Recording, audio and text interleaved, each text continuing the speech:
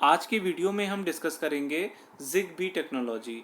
ZigBee technology internet of things में use होने वाली एक इम्पॉर्टेंट टेक्नोलॉजी है जो कि वायरलेस सेंसर नेटवर्क पर बेस्ड है। बात करते हैं इसके बारे में। आइए शुरू करते हैं इस टॉपिक को। What is ZigBee technology? ZigBee technology एक प्रोटोकॉल है जो कि low data rate short to medium range wireless networking devices जैसे कि सेंसर्स या कंट्रोल नेटवर्क्स में यूज़ किया जाता है। अगर बात करें कि ये टेक्नोलॉजी क्यों हम यूज़ करते हैं, तो ये टेक्नोलॉजी इसलिए हम लोग प्रेफर करते हैं क्योंकि ये लो कॉस्ट प्रोवाइड करती है, लो पावर कंज्यूम करती है, बैटरी ऑपरेटेड सेंसर नेटवर्क्स को अलाउ करती है और इन तमाम बेनिफिट्स की वजह से हम इस टेक्नोलॉजी को यूज़ करते हैं। ये टेक्नोलॉजी IEEE के एक स्टैंडर्ड जिसका नाम है 802.15.4 इस स्टैंडर्ड पर ये बेस्ड है, जिसको हम यूज़ करते हैं 2.4 गीगाहर्ट्ज़ के बैंड में। ये ISM बैंड होता है जिसको इंडस्ट्रियल, साइंटिफिक और मेडिकल बैंड भी बोला जाता है। वैसे तो ये 2.4 गीगाहर्ट्ज़ में ही हम इसको यूज़ करते हैं, लेकिन कुछ कंट्रीज ऐसे भी हैं जहाँ पर इसको एक अलग बैंड में यूज़ किया जाता है। जैसे कि चाइना में इस टेक्नोलॉजी के लिए जो बैंड यूज़ होता है वो है 784 मेगाहर्ट्ज़ का। यूरोपियन कंट्रीज़ में 868 मेगाहर्ट्ज़ पर यूज़ करते हैं और USA में इसको यूज़ किया जाता है 915 मेगाहर्ट्ज़ के बैंड पे। चलिए, अगर हम बात करते हैं इसके एप्लीकेशंस में कि ये कहाँ पर यूज़ होता है, तो इसका एक इम्पॉर्टेंट एक एप्लीकेशन हो सकता है कि होम पेशेंट मॉनिटरिंग। कह रहे हैं कि कोई मान लीजिए पेशेंट है जिसको सपोज कर लीजिए कि आजकल के समय में किसी पेशेंट को होम क्वारंटाइन किया गया है, तो ऐसे में ZigBee टेक्नोलॉजी वहाँ पर क्या प्रोवाइड करेगी, वो पीरियोडिकली बेसिस पर जो आपका पेशेंट है उसके अबाउट जो भी डेटाज हैं, जो भी उसकी मेडिकल हिस्ट्रीज है या जो भी डेली बेसिस पर उसके टेस्ट किए जा रहे हैं, उसका एक पीरियोडिकली रिकॉर्ड को कलेक्ट करेगी। इसमें तमाम चीज़ें डिपेंड हो सकती हैं, उसका ब्लड प्रेशर कैसा है, उसका हार्ट रेट कैसा है, या जो भी बॉडी के सेंसिंग डिवाइसेस हैं जिनको सेंसर्स के थ्रू हम सेंस कर सकते हैं, उनको कलेक्ट किया जाएगा और फिर उसको एक सिस्टम कह लीजिए कि जिसको आपने अपने घर में एक PC आपका लोकल सर्वर होगा, उसके थ्रू उसको सिंक्रोनाइज करेंगे और इसकी जो डिटेल्स हैं बाद में इस डिटेल को डॉक्टर के साथ भी शेयर किया जाएगा ओवर द इंटरनेट। तो डॉक्टर्स सिर्फ अपने क्लिनिक से बैठे बैठे ही पेशेंट को मॉनिटर कर सकते हैं, पेशेंट को एडवाइस कर सकते हैं और उसको मेडिसिन वगैरह के लिए भी प्रिस्क्राइब कर सकते हैं कि क्या कैसे हम चीज़ों को कर सकते हैं। तो कह लीजिए कि जो ये एक होम ऑटोमेशन में यूज़ होने वाली एक बेहद इंपॉर्टेंट टेक्नोलॉजी है, जहाँ पर सेंसर्स बेसिस पर वायरलेस सेंसर्स का यूज़ करते हुए तमाम चीज़ों को हम मॉनिटर करते हैं और सिर्फ मॉनिटर ही नहीं करते बल्कि उस मॉनिटरिंग के बेसिस पर जो भी डेटा हमें कलेक्ट होता है उस डेटा का यूज़ हम करते हैं ताकि कुछ बेनिफिशियल रिजल्ट को हम पा सकें। अगर इसका एक और हम इम्पॉर्टेंट देखें कि क्या इसका एप्लीकेशन हो सकता है, तो इसको हम कह सकते हैं कि जो बिल्डिंग का स्ट्रक्चरल हेल्थ मॉनिटरिंग में भी हम इसको यूज़ कर सकते हैं। बिल्डिंग के स्ट्रक्चरल हेल्थ मॉनिटरिंग से हमारा मतलब क्या है, हम ऐसे एरियाज़ की बात यहाँ पर कर रहे हैं जहाँ पर अर्थक्वेक वगैरह ज़्यादा आते हों, तो क्या करेंगे, बिल्डिंग में हम तमाम तरह के सेंसर्स को इंस्टॉल करेंगे अलग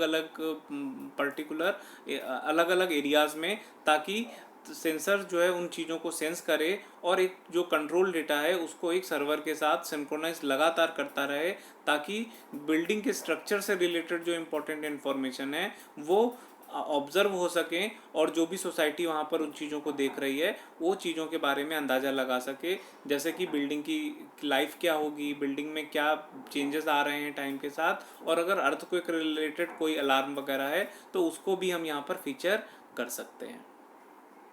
चलिए, नेक्स्ट हम लोग बात करते हैं कि यहाँ पर एक टर्म हम लोगों ने यूज़ किया है कि ZigBee जो टेक्नोलॉजी है ये लो डेटा रेट प्रोवाइड करती है। तो कह रहे हैं कि इसको हम एक बेनिफिट के तौर पे कैसे ले सकते हैं। ज़्यादातर जो वायरलेस टेक्नोलॉजीज़ हैं हम उनको तभी अच्छा मानते हैं जब वो ज़्यादा डेटा रेट प्रोवाइड करते हैं, चाहे वो ब्लूटूथ हो या वाईफाई हो, ये सभी टेक्नोलॉजीज़ जो है ये हायर डेटा रेट्स पर काम करते हैं। लेकिन हम ZigBee में लो डेटा रेट क्यों कह रहे हैं?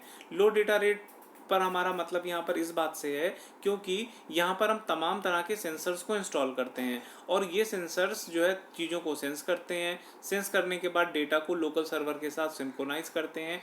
ये डेटा एक रेंडम बेसिस पर या कह लीजिए इमीडिएट बेसिस पर या कह लीजिए स्पीडी वे में जो है ट्रांसफ़र नहीं किए जाते। ये धीरे धीरे सिंक्रोनाइज होते रहते हैं, इसलिए यहाँ पर हाई डेटा रेट की कोई भी ज़रूरत नहीं है। और ZigBee को इसी तरह से डिज़ाइन किया गया है कि ये वायरलेस मॉनिटर और कंट्रोल में इसको हम यूज़ कर सकें।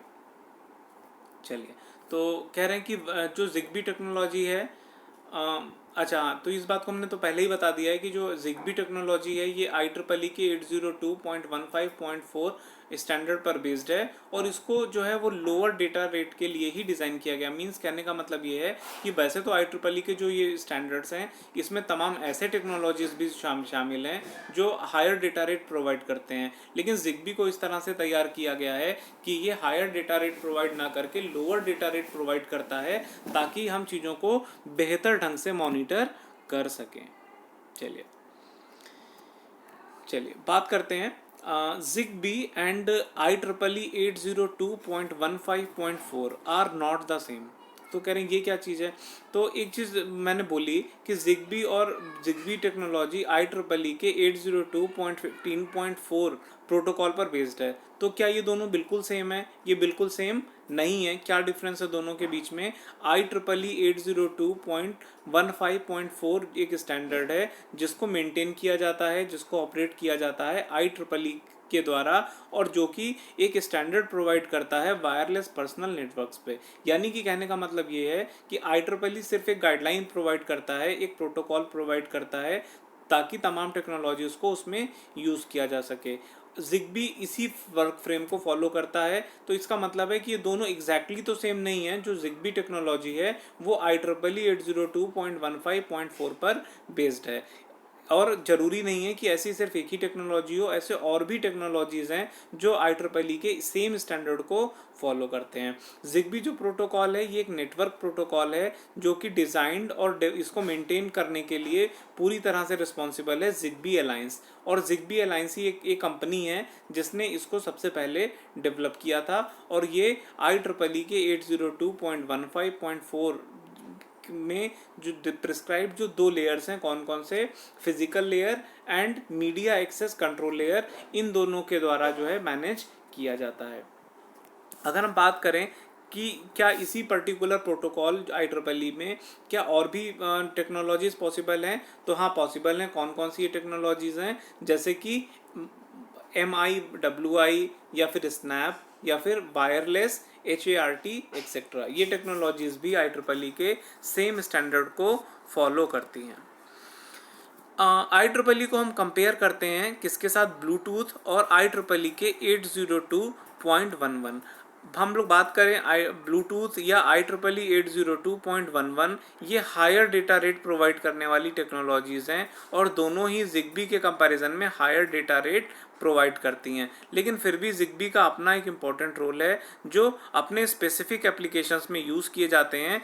ब्लूटूथ और IEEE के जो 802.11 प्रोटोकॉल हैं इनका अपना अपना अलग रोल है। तीनों को एक ही नज़रिए से नहीं देखा जा सकता है। चलिए तो बात कर लेते हैं सबसे पहले 802.11 ये क्या प्रोटोकॉल है। कह रहे हैं कि Bluetooth and ZigBee technologies will help you understand how ZigBee technology is different from other wireless technologies that operate in the same 2.4 gigahertz band. कह रहे हैं कि इन तीनों का कंपैरिजन हम सिर्फ इसलिए कर रहे हैं क्योंकि ये तीनों को ही 2.4 गीगाहर्ट्ज वाले बैंड में यूज़ किया जाता है। बात करते हैं IEEE के 802.11 स्टैंडर्ड की, जो कि एक हायर डेटा रेट प्रोवाइड करता है, जो कि एज हाई एज 11 Mbps का स्पीड प्रोवाइड कर सकता है और जिसका बेसिकली एप्लीकेशन है वायरलेस इंटरनेट कनेक्शन में। ठीक है, और इसकी जो रेंज है, इसकी रेंज भी काफ़ी बड़ी है। ये 35 मीटर से लेकर के अबाउट 100 मीटर आउटडोर तक में अपनी रेंज को कवर कर सकता है और इसको यूज़ कर सकता है। अगर हम बात कर लें ब्लूटूथ टेक्नोलॉजी की, तो बहुत ही फेमस टेक्नोलॉजी है और आज के समय में वायरलेस कम्युनिकेशन में काफ़ी बड़े लेवल पर यूज़ की जा रही है। लगभग हर स्मार्टफोन, हर लैपटॉप में ब्लूटूथ का प्रोविज़न किया गया है और इस टेक्नोलॉजी को हम यूज़ करते हैं। इसका अगर पॉपुलर एक एप्लीकेशन की बात करें तो वायरलेस हेडफोन में इसका यूज़ किया जाता है। चलिए एक कंपैरिजन यहाँ पे चार्ट भी दिया हुआ है, आइए इसको देख लेते हैं। कह रहे हैं कि सबसे पहले एक चार्ट यहाँ पर जो बना हुआ है जिसमें एक ग्राफ बना हुआ है। कह रहे हैं एक एक्सिस पर डेटा रेट लिया हुआ है, दूसरे पे पावर कंजम्पशन, कॉम्प्लेक्सिटी और कॉस्ट लिया हुआ है। तो कह रहे हैं अगर तीनों को हम कंपैरिजन करते हैं तो पता चलता है कि जो ZigBee टेक्नोलॉजी है इसका डेटा रेट तो लोअर है लेकिन ये कॉस्ट इफेक्टिव भी है, ये लेस कॉम्प्लेक्स, इसमें कॉम्प्लेक्सिटी भी इसकी कम है और ये पावर कंजम्पशन भी इसका काफ़ी कम है। अगर हम ब्लूटूथ की बात करें तो ZigBee के कंपैरिजन में इसका डेटा रेट ज़्यादा होता है लेकिन उसी अकॉर्डिंग इसका पावर कंजम्पशन भी बढ़ता है, कॉम्प्लेक्सिटी भी बढ़ती है और कॉस्ट भी बढ़ जाता है। अगर हम IEEE के 802.11b स्टैंडर्ड की बात करें तो इसका डेटा रेट काफ़ी अच्छा होता है लेकिन साथ ही साथ पावर कंजम्पशन, कॉम्प्लेक्सिटी और कॉस्ट बढ़ते चले जाते हैं।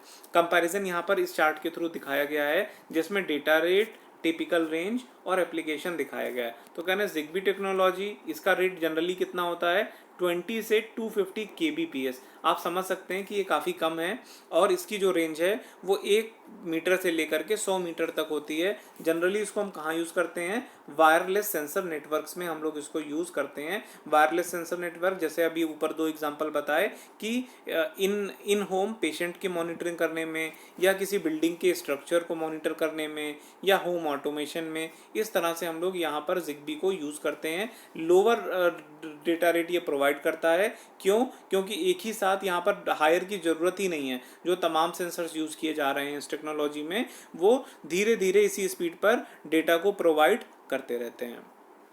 चलिए बात करते हैं ब्लूटूथ टेक्नोलॉजी की, जिसकी डेटा रेट कितनी है, 1 से 3 Mbps तक हो सकती है। इसकी टिपिकल रेंज कितनी है, 2 मीटर से 10 मीटर होती है। कहाँ पर इसको यूज़ करते हैं, वायरलेस हेडसेट, वायरलेस माउस में इसको यूज़ किया जाता है। जनरली जो सबसे बड़े एप्लीकेशंस हैं वो उसके बारे में बात की गई है, वायरलेस हेडसेट या फिर वायरलेस माउस। तीसरे स्टैंडर्ड की बात करें IEEE 802.11b, तो इसका डेटा रेट कितना है 1 Mbps से लेकर के 11 Mbps। तो आप समझ सकते हैं काफ़ी अच्छा इसका रेट है। वायरलेस इंटरनेट कनेक्शन बनाने में इसका हम लोग यूज़ कर लेते हैं, हॉटस्पॉट वगैरह बनाने में इसको हम लोग यूज़ करते हैं। इसकी रेंज भी काफ़ी अच्छी है, 30 मीटर से लेकर के 100 मीटर तक की इसकी रेंज होती है। तो होपफुली ये बात आपको समझ में आई होगी। अब हम लोग बात करते हैं ZigBee के आर्किटेक्चर के बारे में। तो ZigBee का जो आर्किटेक्चर है इसमें जो इम्पोर्टेंट लेयर्स हैं, आइए उनके बारे में थोड़ा सा हम लोग डिस्कस कर लेते हैं। कह रहे हैं कि इसके जो इम्पोर्टेंट जो लेयर्स हैं उसमें से 2 लेयर्स तो ऐसी हैं जैसे कि फिजिकल लेयर और मीडिया एक्सेस कंट्रोल लेयर। ये लेयर्स तो IEEE 802.15.4 स्टैंडर्ड ने ही डिफाइन कर रखी हैं। ZigBee अलायंस जो कंपनी है उसने क्या किया है, उसने इसके नेटवर्क लेयर को डिफाइन किया है और उसका फ्रेमवर्क तैयार किया है एप्लीकेशन लेयर के लिए। तो इस तरह से इस मॉडल में, इस आर्किटेक्चर में ये लेयर बेस्ड एक मॉडल हो जाता है जिसमें कई सारे लेयर्स हैं, जिसमें से नीचे के जो 2 लेयर जिनको हम लोग बोलते हैं फिजिकल लेयर और मीडिया एक्सेस कंट्रोल लेयर, ये तो इनको प्रोवाइड किया है IEEE के ही स्टैंडर्ड ने, और ZigBee अलायंस ने क्या किया है, इसके नेटवर्क लेयर को प्रोवाइड किया है। तो आइए इसको हम देख लेते हैं कि कैसा ये होता है। चलिए यहाँ पर आप लोग देख सकते हो इस डायग्राम में, यहाँ पर दिखाया गया है आपको architecture of ZigBee। Architecture of ZigBee में हम देखते हैं कि सबसे नीचे लगा हुआ है फिजिकल लेयर, उसके ठीक ऊपर है मीडिया एक्सेस लेयर और इसके ऊपर लगा हुआ है नेटवर्क लेयर। अब देखिए यहाँ पे क्या बात समझने वाली है, नीचे के जो 2 लेयर हैं, सबसे नीचे का लेयर है फिजिकल लेयर और उसके ऊपर का जो लेयर है मीडियम एक्सेस लेयर, जिसको मैक लेयर बोला जाता है। ये दोनों लेयर, इनकी डिफिनेशन IEEE के प्रोटोकॉल 802.15.4 में दी हुई है, मतलब ये तो वहीं से डिफाइन है। ZigBee अलायंस ने क्या डिफाइन किया है, ZigBee अलायंस ने मेनली जो डिफाइन किया है वो है इसका नेटवर्क लेयर, NWK लेयर इसको बोलते हैं। साथ ही साथ इसने एप्लीकेशन सपोर्ट लेयर प्रोवाइड किया है, ZigBee डिवाइस ऑब्जेक्ट प्रोवाइड किया है और एप्लीकेशन फ्रेमवर्क को प्रोवाइड किया है। तो आइए हम लोग इनके बारे में एक एक करके डिस्कस कर लेते हैं। अच्छा, एक बात और यहाँ पे ध्यान देने वाली है कि एक जनरल मॉडल जिसको आप लोगों ने शायद सुना भी होगा पहले, open OSI model. OSI model के साथ अगर हम इसको कंपेयर करते हैं, इस वाले डायग्राम को, तो आपको पता चलेगा कि केवल नीचे के 3 लेयर ही कंपेयर हम लोग कर पाते हैं। अगर आपने OSI मॉडल को स्टडी किया हुआ है तो आपको पता होगा कि ये 3 लेयर तो OSI मॉडल के साथ मैच हो रहे हैं और सबसे टॉप पे होता है वहाँ पर एप्लीकेशन लेयर। बाकी जो कुछ लेयर्स हैं वो यहाँ पर यूज़ नहीं किए गए हैं। कौन कौन से वो लेयर है? ट्रांसपोर्ट लेयर को यहाँ पे यूज़ नहीं किया गया है, सेशन लेयर और प्रेजेंटेशन लेयर को यूज़ नहीं किया गया है। अगर हम कंपेयर करते हैं OSI मॉडल के साथ तो ये बात हमें समझ में आती है। तो आइए अब हम लोग देख लेते हैं इसकी लेयर्स किस तरह से काम करती हैं। सबसे पहले हम लोग बात कर लेते हैं इसकी फिजिकल लेयर के बारे में। फिजिकल लेयर सबसे नीचे की लेयर है। फिजिकल लेयर का यहाँ पर काम क्या है? फिजिकल लेयर हार्डवेयर के साथ डायरेक्टली कम्युनिकेट करने की कोशिश करती है। फिजिकल लेयर का काम है कि डेटा पैकेट्स को ये ट्रांसलेट करे, और क्योंकि यहाँ पर हम वायरलेस नेटवर्क की बात कर रहे हैं तो वायरलेस नेटवर्क के ऊपर जो इन बिट्स को ट्रांसमिट करे या रिसीव करे, ये सारा काम जो है वो फिजिकल लेयर का होता है। सबसे नीचे की लेयर है। देखिए जो आर्किटेक्चर हम लोग स्टडी करते हैं, चाहे वो OSI मॉडल हो या फिर यहाँ पर यूज़ होने वाला ZigBee का मॉडल हो, हम यहाँ पर इसमें टॉप डाउन अप्रोच देखते हैं, जिसमें सबसे ऊपर की जो लेयर है एप्लीकेशन लेयर हमेशा यूज़र को सर्विस प्रोवाइड करती है, जबकि सबसे नीचे की लेयर फिजिकल कनेक्शन को मेंटेन करने का काम करती है। क्योंकि यहाँ पर जो हम लोग बात कर रहे हैं वायरलेस नेटवर्क्स की, तो जो फिजिकल लेयर है वो वायरलेस नेटवर्क का यूज़ करते हुए डेटा को ट्रांसमिट करने का प्रोविज़न प्रोवाइड करती है। बात करते हैं दूसरी लेयर की। दूसरी लेयर कौन सी है? दूसरी लेयर है मैक लेयर। मैक लेयर ये क्या करती है? ये मीडिया एक्सेस कंट्रोल लेयर होती है, जो कि एक इंटरफेस प्रोवाइड करती है किसके किसके बीच में? फिजिकल लेयर और NW के, यानी कि नेटवर्क लेयर के बीच का ये इंटरफेस प्रोवाइड करती है। आपने देखा होगा कि सबसे नीचे फिजिकल लेयर थी, उसके ऊपर मैक लेयर और उसके ऊपर नेटवर्क लेयर थी। यानी कि ये जो मैक लेयर है ये फिजिकल लेयर और नेटवर्क लेयर के बीच में एक ब्रिज का काम करती है। और ये किस चीज़ के लिए रिस्पॉन्सिबल है? ये पैन ID प्रोवाइड करती है और नेटवर्क डिस्कवरी को भी अलाउ करती है। कहने का मतलब क्या हुआ? एक ब्रिज की तरह तो काम कर ही रही है। पैन ID से मतलब यहाँ पर है जो पैन ID से यहाँ पर मतलब हमारा है कि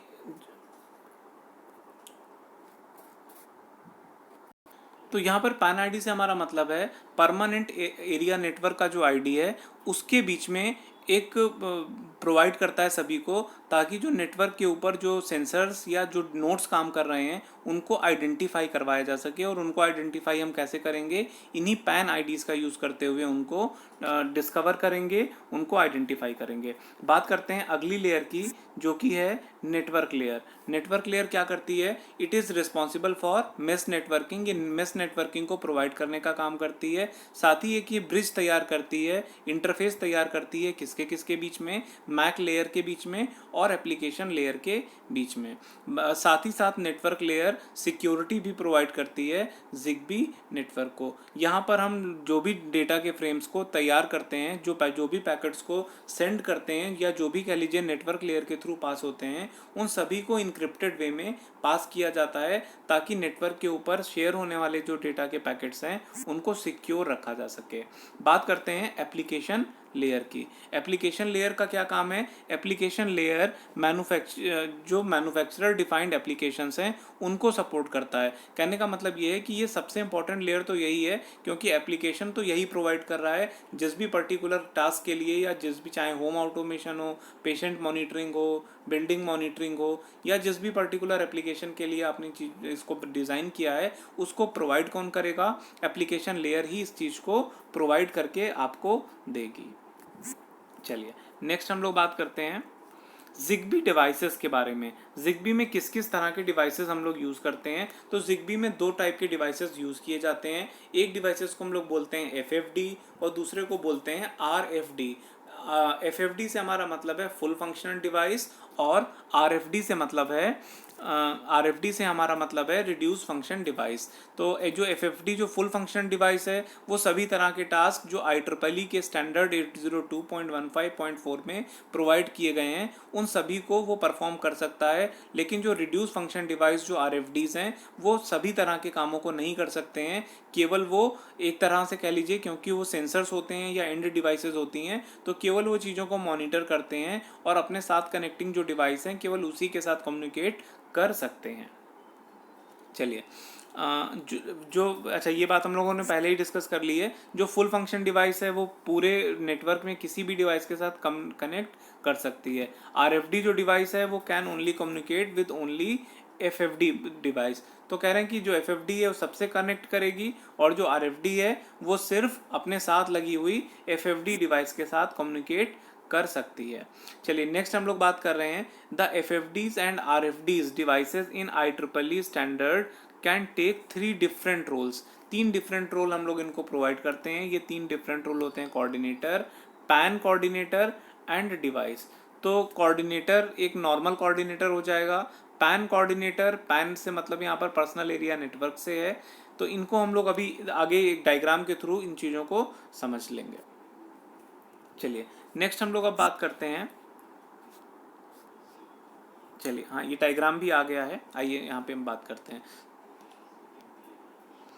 चलिए, तो जिग्बी में जो डिवाइस के रोल्स हैं, देखिए यहाँ पर एक बात और को आपको ध्यान में रखना पड़ेगा। जो IEEE स्टैंडर्ड 802.15.4 में प्रोविज़न दिया गया है, उसके हिसाब से जो जिग्बी के डिवाइसेस हैं उनको 3 तरह से हम लोग स्टडी करते हैं। कौन कौन से हैं? या तो वो जिग्बी कोऑर्डिनेटर हो सकते हैं, जिग्बी राउटर हो सकते हैं, या एंड डिवाइस हो सकते हैं।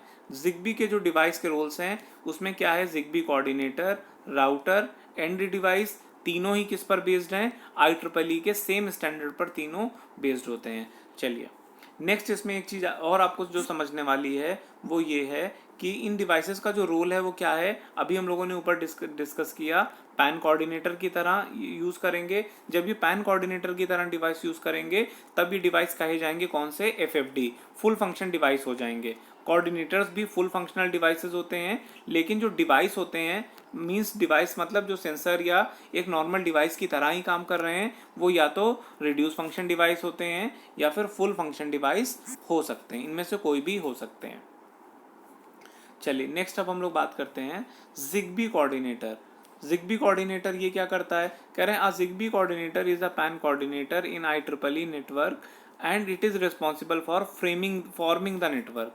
जिग्बी जो पैन कोऑर्डिनेटर है, जिग्बी कोऑर्डिनेटर एक पैन कोऑर्डिनेटर की तरह काम करता है, और इसका काम क्या है? ये नेटवर्क को फॉर्म करता है, और यानी कि नेटवर्क में मौजूद जो सबसे इम्पॉर्टेंट डिवाइस है वो यही है, जिसको जिग्बी कोऑर्डिनेटर के नाम से जानते हैं। या फिर अगर IEEE स्टैंडर्ड की बात करेंगे तो इसी को पैन कोऑर्डिनेटर भी बोल दिया जाएगा। बात करते हैं जिग्बी राउटर की। तो कह रहे जिग्बी राउटर क्या है? Zigbee router is an IEEE coordinator, एक फुल फंक्शनल डिवाइस है, and it enable the range of the Zigbee network. तो कह रहे हैं कि ये आपके जो पैन कोऑर्डिनेटर है उसके साथ कनेक्ट रहेगा, और ये इनेबल करेगा, रेंज को ये देखेगा कि जो जिग्बी का नेटवर्क है वो कितना बड़ा नेटवर्क है और उसमें कितने अदर डिवाइसेस हैं वो इसके साथ कनेक्ट किए गए हैं।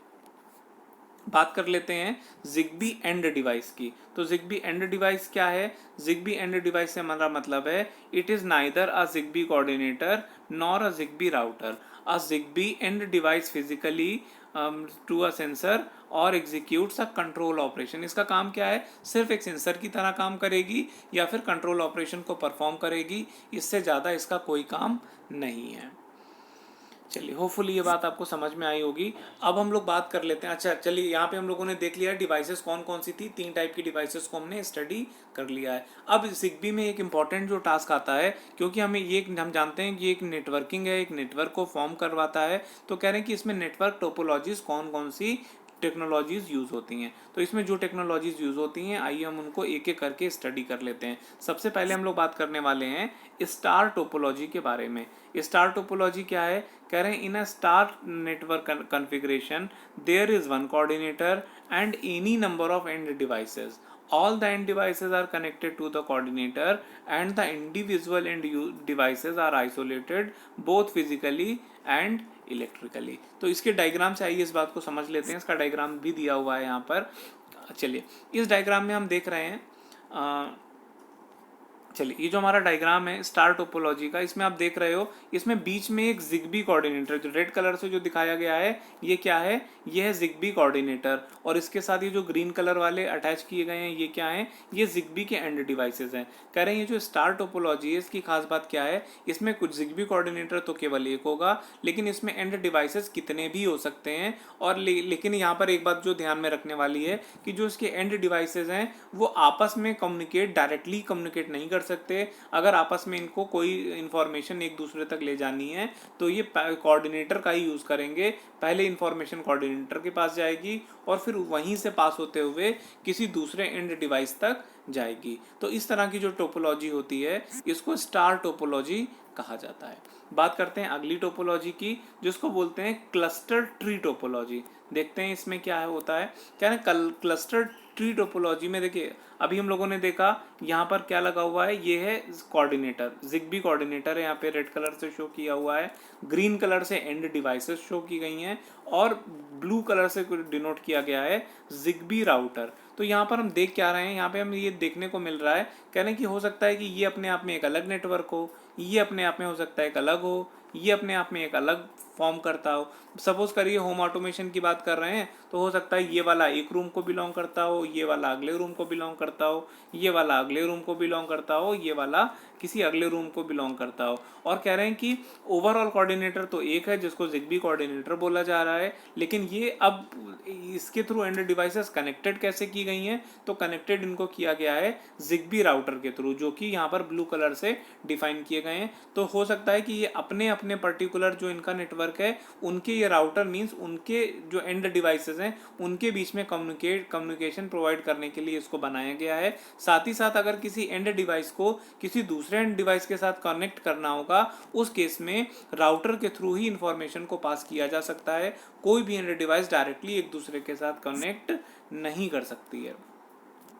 चलिए, अगली जो सबसे इंपॉर्टेंट टेक्नोलॉजी यहाँ पर आती है वो है मेश टोपोलॉजी। मेश टोपोलॉजी की अगर हम बात कर लेते हैं तो क्या ना, देखिए बिल्कुल वैसे ही है जैसे अभी ऊपर क्लस्टर ट्री टोपोलॉजी में देखा था, जिग्बी कोऑर्डिनेटर, आपका राउटर और एंड डिवाइसेस। चेंजेस आपको कहाँ पे देखने को मिल रहे हैं, चेंजेस यहाँ पर देखने को ये मिल रहे हैं कि जो यहाँ पर राउटर है, देखिए पहले क्या हो रहा था, राउटर केवल कोऑर्डिनेटर के साथ कनेक्ट थे और ये आपस में जो कनेक्शन वाला था ये ऊपर वाले डायग्राम में इसका प्रोविज़न नहीं किया गया था। लेकिन यहाँ पर मेश टोपोलॉजी में खास बात क्या है कि जो राउटर्स है वो आपस में भी एक दूसरे के साथ कनेक्ट हैं, वो कोऑर्डिनेटर के थ्रू तो कनेक्ट हैं ही, साथ ही साथ वो आपस में भी कनेक्ट किए गए हैं। इस तरह से बेटर वे में वो डील कर सकते हैं और जो भी कम्युनिकेशन या जो भी इंफॉर्मेशन कन्वे करना है वो ईजी वे में एक राउटर से दूसरे राउटर को कन्वे की जा सकती है मेश टोपोलॉजी की हेल्प से।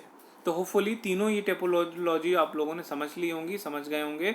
बात कर लेते हैं एप्लीकेशंस ऑफ जिग्बी टेक्नोलॉजी। इसके एप्लीकेशंस क्या क्या हैं, हमने अभी शुरुआत में इस बारे में बात भी किया था। इसका सबसे इम्पोर्टेंट आपका एप्लीकेशन होता है होम ऑटोमेशन में, इसको हम यूज़ करते हैं। होम ऑटोमेशन में क्या क्या चीज़ें हो सकती हैं, सिक्योरिटी सिस्टम हो सकता है, मीटर रीडिंग सिस्टम्स हो सकते हैं, लाइट कंट्रोल सिस्टम्स हो सकते हैं, या इस तरीके का हम एक होम ऑटोमेशन अपने घर के लिए तैयार करवा सकते हैं जिसमें जिग्बी टेक्नोलॉजी का यूज़ किया गया हो।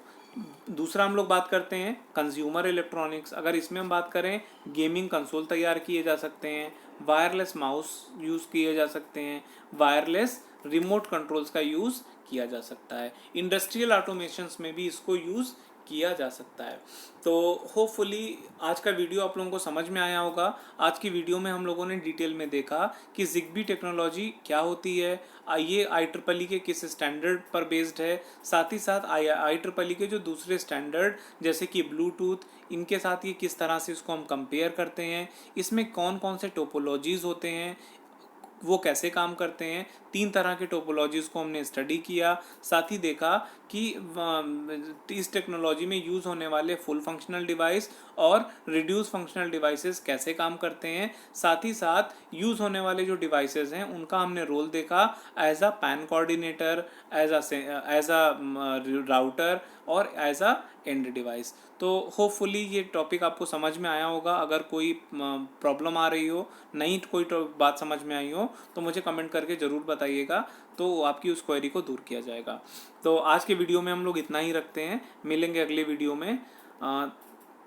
Thank you all of you. तो आप लोग इसको देख लीजिएगा, दोबारा से इसको आप पलट करके भी देख सकते हैं अगर कहीं पर कन्फ्यूज़न आया हो। इससे रिलेटेड जो ट्यूटोरियल में आपको क्वेश्चंस दिए गए हैं उनको भी आप लोग ज़रूर करिएगा, उनको करने की कोशिश करिएगा।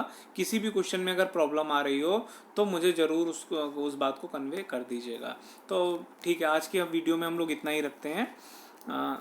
Thank you all of you.